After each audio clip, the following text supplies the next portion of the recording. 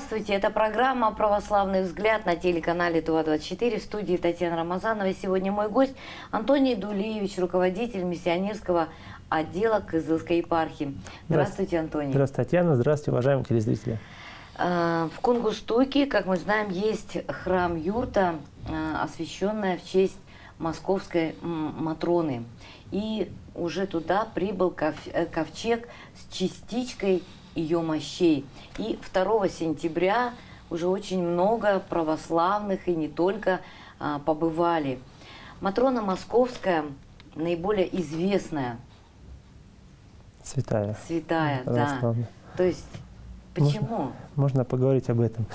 Да, на прошлой неделе наш архиепископ Феофан осветил храм-юрту в Кунгурстуке в честь Матроны Московской, и туда он привез ковчег с частичкой ее мощей. Мы знаем, что многие люди даже из ТУ едут в Москву, чтобы преклониться перед этой святыней, чтобы пообщаться со святой Матроной Московской. И вот такое чудо у нас случилось, что теперь в Москву даже можно не ехать. Вот у нас частичка ее святого тела прибывает в Кунгурстуке, поселок, который также Федоровкой называют. Это 50 километров от Кызыла в сторону Сараксепа. Многие почему-то не знают, да, в ТУе. Поэтому, чтобы сразу было понятно. И сразу скажу, да, чтобы потом не забыть, каждый четверг у нас будет автобус туда направляться, паломнический такой, поездка будет паломническая, миссионерская у нас в 3 часа дня, каждый четверг от Воскресенского собора отходит, и там у нас будет молебен уже на месте, и, собственно говоря, желающие смогут записаться, телефон, надеюсь, да, там внизу сейчас будет телефон у нас. Мы укажем обязательно. Записаться, чтобы съездить и там уже поучаствовать в этом паломничестве. Почему почитают святую Матрону Московскую? Вот Господь так устраивает, что Он сам выбирает, кого прославить. Сам Господь сказал, что «Я прославлю прославляющих Меня». И вот в 21 веке, даже в 20 веке Господь, кроме новомучеников российских, да, которые просияли своей славой, подвигом своим, крепкой веры, кроме других и святых там, преподобных, вот особо выделил своей славой блаженную Матрону Московскую, да, которая тоже в какой-то степени была исповедницей. Вкратце совсем расскажу житие, но многие, наверное, знают вкратце, что в 1881 году в Тульской области родилась девочка, которой не было даже глазных яблок.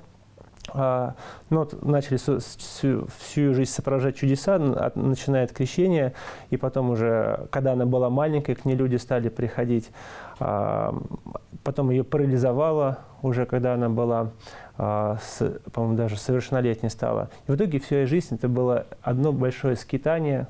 У нее не было постоянного места жилья, ее искали безбожники, да, которые хотели прекратить этот поток постоянных людей, который шел за помощью к святой блаженной Матроне. 2 ее брата родных отвернулись от нее. То есть человек, в принципе, радости в жизни каких-то не видел, таких земных, мирских, да? Но этот человек был переполнен Святым Духом. Потому что у нее не было зрения, но она видела насквозь тех людей, которые к ним приходили. Она видела их души. Она видела то, что не видим мы своими очами телесными. Почему? Потому что ее сердце было полностью посвящено Господу Иисусу Христу. И поэтому Господь через нее действовал. И вот мы знаем, да, что в Москве находится ее мощь, то есть все тело. На одной из передач был уже разговор о мощах. Вкратце, кто-то не видел, вкратце скажу, почему мы почитаем мощи святых угодников. Да? Потому что человек, христианин, призван быть храмом Святого Духа в земной жизни. И когда человек живет соответствующе, очищает свое сердце, благодать Святого Духа живет в нем, сам Господь, Святой Дух в нем поселяется. И когда человек умирает, Святой Дух не покидает тело человека. Потому что таинство миропомазания таинственным образом душа связывается с телом, благодатью Божией. И вот человек умер, тело лежит в гробу, а душа пребывает перед престолом Божьим. И вот мы, целуя тело этого умершего человека, соприкасаемся с благодатью Святого Духа. А поскольку его тело с душой связано, благодать Святого Духа, он особым образом слышит нас, и его душа, находясь перед престолом Божьим. Как в Писании сказано, что мы приступили к тьмам праведников, к небесному Иерусалиму, к духам, которые достигли совершенства. То есть апостол Павел говорит, что святые люди, которые там пребывают, их души, дух, да, они достигли совершенства. Вот, допустим, сектанты говорят, а зачем мне обращаться к святым, я там сам Богу помолюсь, там, мне не нужны посредники, да? Но, тем не менее, в своих общинах они просят друг друга молиться. Ты помолись обо мне, чтобы я там не болел. А вот вопрос, кто обо мне лучше помолится? Мой вот товарищ, да, который тоже грешный человек, или душа святого человека, которая достигла совершенства и находится сейчас пред престолом Божьим? Но ведь также и обращаемся мы к святым, святая Мать Матрона, моли Бога о мне. Да. То есть мы обращаемся к ней, чтобы она молила Бога о нас, просим помощи. И вот эта маленькая частичка, она тоже обладает вот такой большой силой для людей. Да, частичка тела, она также пронизана силой Божией, благодатью Святого Духа. Именно поэтому, когда мы целуем частичку тела, мы соприкасаемся с нетварной энергией Бога, с благодатью Божией, которая, вот, она, как я сказал, уже пронизана. То есть пронизана. мы целуем не тело, а вот ковчег, допустим, да? Нет, мы целуем именно тело. Это так вот правильно, да? Да. Ну, частичка, она бывает, знаете, как под стеклом находится, но благодать Божия, она все равно распространяется. Вот. И Святой нас особенным образом слышит. Вот. Поэтому есть тысячи свидетельств об исцелениях, о чудотворениях. И вот мы начали с вами говорить, да, почему именно вот Матрону почитают. К Матроне Святой часто обращаются простые люди, которые имеют какие-то проблемы в каких-то бытовых жизненных вопросах. Может быть, в отношении с ближними, может, там кому-то там на работу надо устроиться, квартиру продать. Ну, все такие бытовые вещи, да? И некоторые говорят, вот, люди там идут к Матроне, а не к Христу. Вот. Надо к Христу, эти не к Матроне идут там.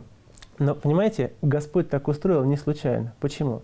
Вот когда Христос проповедовал, ходил по земле, Он говорил вещи высокие. И многим людям они были как бы не совсем понятны, потому что, ну, как бы к высоте к этой не очень сильно хочется тянуться.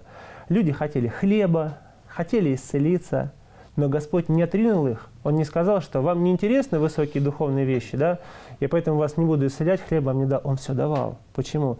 Потому что Ему дорого каждая душа, и через вот такие бытовые вещи, через какие-то просьбы земные, человеческие, Господь к себе привлекает через святых вот этих людей, понимаете? То есть мы просим о зарплате, о работе, ну, мы приходим к Матроне и тем самым приходим к Богу. Конечно, в идеале, понимаете, мы должны просить, искать Царствие Божие и просить этого. Да. Все остальное Господь сам подаст. Но вот человек живет невоцерковленный, он этого не знает. Может быть, тяжело к этому тянуться. И что Господь делает? Господь для этого человека специально вот такого святого поставляет, как святая Матрона. Потому что он услышал, вот у нас в Туве прихожанка, дочка была немая. Никто не мог помочь ей, ни одни врачи. Вот она поехала в Москву.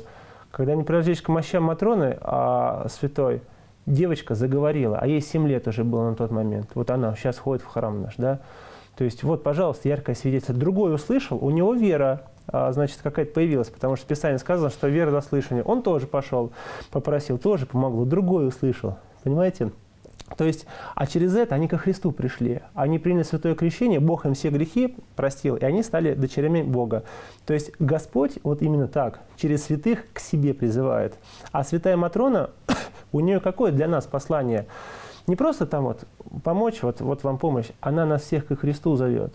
Потому что она сама находится вот вблизи этого источника жизни, она как бы живет внутри него, она сама во Христе полностью жила на земле, когда пребывала, да, и она вот этим блаженством хочет поделиться, хочет, чтобы мы тоже пришли, чтобы кто не покаялся, в грехах покаялся, кто крещенный начал жить заново, да, если он давно там церковь оставил.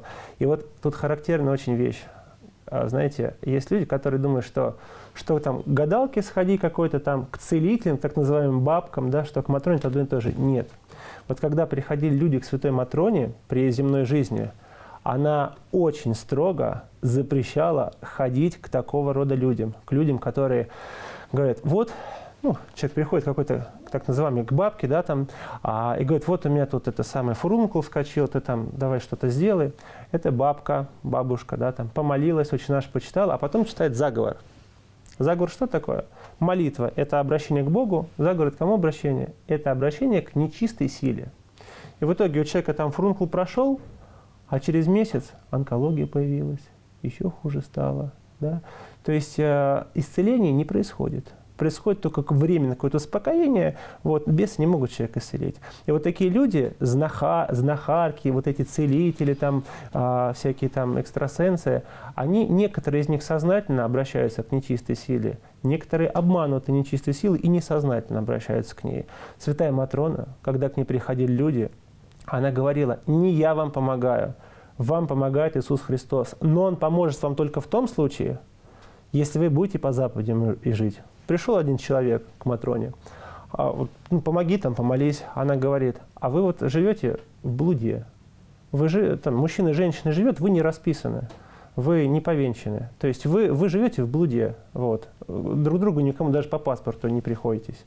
Он говорит: вы сначала исправьте ситуацию, идите, значит, или там поженитесь, или еще что-то, да, там, уже расстаньтесь, начните новую жизнь, покайтесь, причаститесь, потом как бы вот помолимся. Ну вот, Антоний, смотрите, сейчас люди поедут к Кунгустук, прикоснуться к святым мощам Матроны, верующие, неверующие, грешные. Как человек? Он скажет: ой, я грешил, я не расписан, мне нельзя к Матроне, к мощам нельзя. Можно и нужно, особенно если в человеке есть это желание, да? Желание. Да, но надо понимать одно, да, что мы приходим не просто «дай». Вот мы приходим к Матроне, что «дай мне». Она говорит: услышьте меня. Когда к ней приходили, она тоже проповедовала и говорила: услышьте меня. Она говорила, что нельзя осуждать ни в коем случае. Вот она вот конкретно это говорила. Надо стремиться жить свято, по заповедям Божьим.